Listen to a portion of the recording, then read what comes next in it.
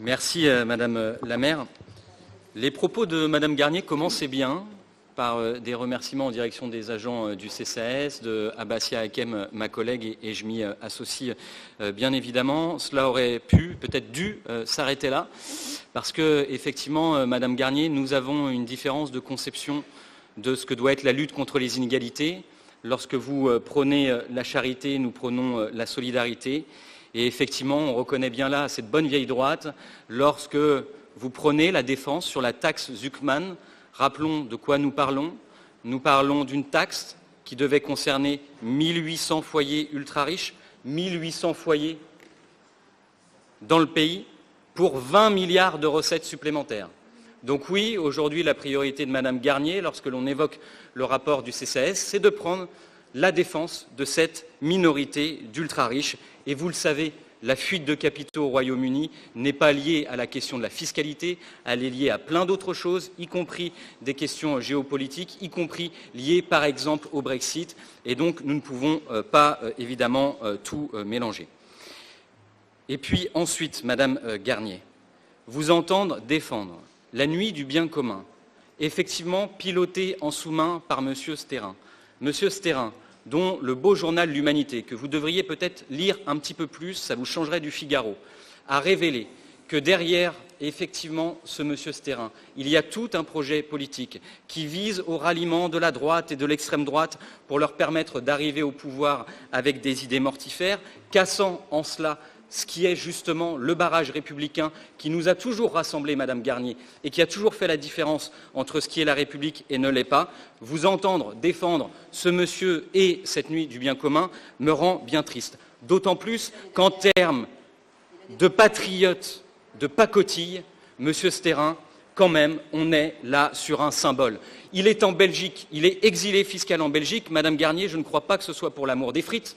C'est bien pour, évidemment, ne pas contribuer à la solidarité nationale. Voilà qui vous défendez, Madame Garnier. Je trouve cela bien triste.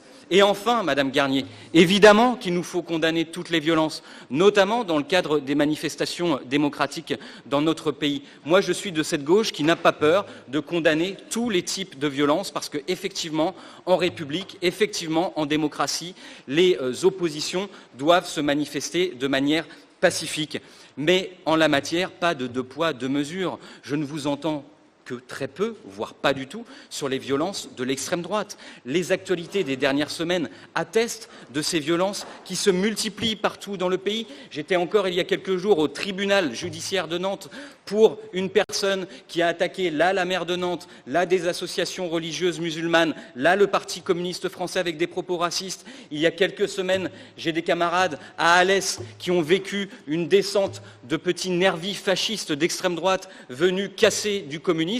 Là-dessus, on ne vous entend que trop peu. Donc effectivement, votre critique de la violence de l'extrême gauche ou de l'ultra-gauche sera plus entendue et plus légitime à partir du moment où vous entendra aussi condamner celle qui est malheureusement aussi très importante, celle de l'extrême droite. Je ne doute pas que vous le ferez, y compris dans cette enceinte.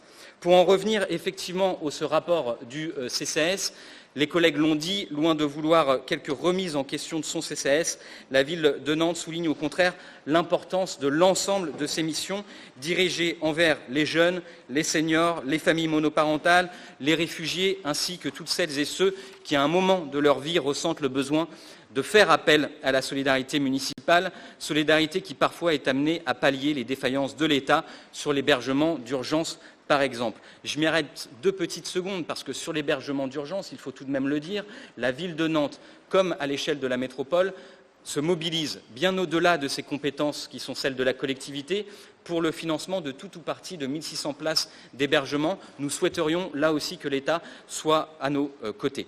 En s'appuyant aussi, et Abassia l'a évoqué, sur les assises des nouvelles solidarités, la ville s'est dotée d'une stratégie qui tient compte des évolutions sociales, des nouvelles demandes qui se font jour, tel l'isolement vécu par un trop grand nombre de nos concitoyens. Ces assises, elles révélaient aussi d'ailleurs, et je crois que c'est important de le souligner, la force de l'engagement et du volontariat des Nantaises et des Nantais. Pour conclure, j'évoquerai donc un seul point particulièrement, je crois, important à souligner, et dont notre majorité peut tirer fierté, celui de l'élargissement des aides facultatives aux jeunes de 18 à 25 ans. Je crois que tout ce qui peut contribuer à alléger les contraintes qui pèsent sur les épaules de celles et ceux qui entrent dans la vie active est une manière de préparer l'avenir. Je vous remercie de votre attention, mes chers collègues.